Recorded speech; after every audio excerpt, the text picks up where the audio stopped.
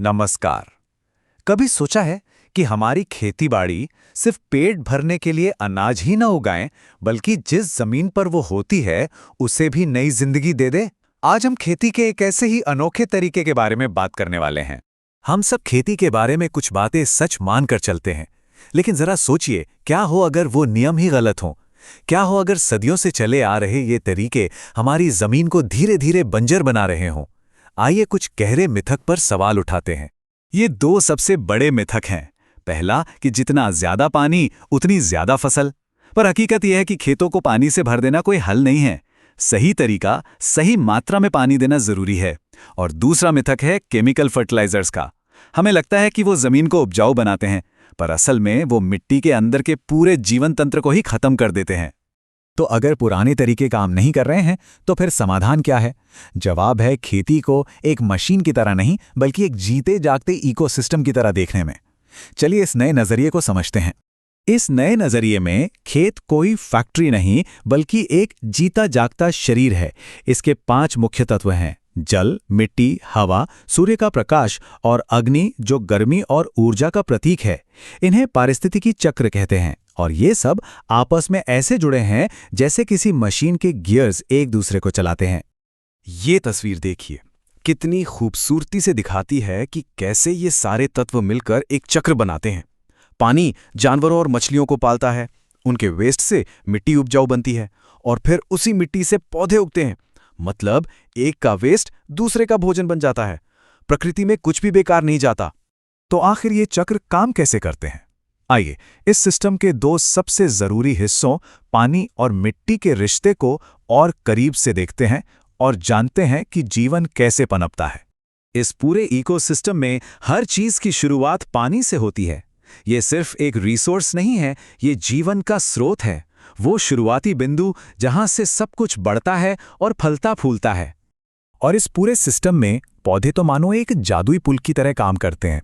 उनकी जड़ें जमीन से नाइट्रोजन खींचती हैं और पत्तियां हवा से कार्बन सोखती हैं। इस तरह एक ही पौधा जमीन और आसमान, इन दोनों दुनियाओं को एक साथ जोड़ता है।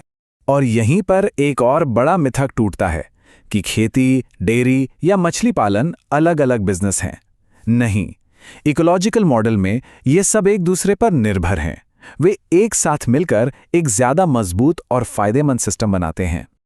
ये सारी बातें सुनने में तो बहुत अच्छी लगती हैं, है ना? पर सवाल ये है कि क्या ये सच में काम करती हैं?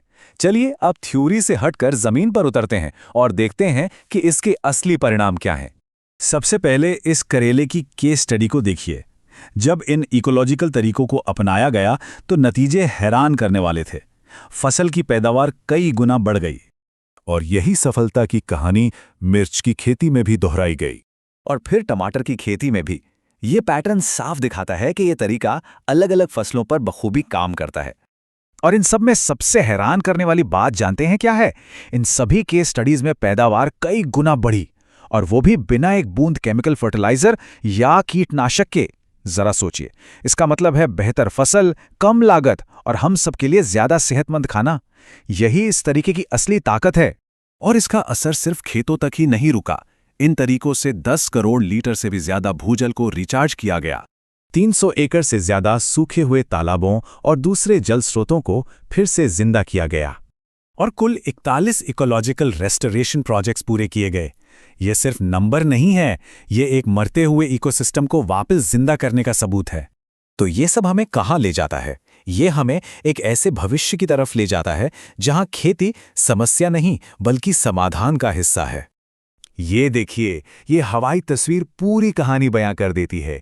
खेत, गौशाला, ट्रीटमेंट पॉन्ड, चावल मिल, सब कुछ एक दूसरे से जुड़ा हुआ है, एक साथ मिलकर पूरी तरह से आत्मनिर्भर होकर काम कर रहा है। और ये सिर्फ पर्यावरण की बात नहीं है, ये तो पूरी की पूरी इकोनॉमिक्स को बदल देता है। परंपरागत खेती का एक ही लक्ष्य होता है, ज्यादा से ज्यादा पैदावार, चाहे लागत कितनी भी बढ़ जाए।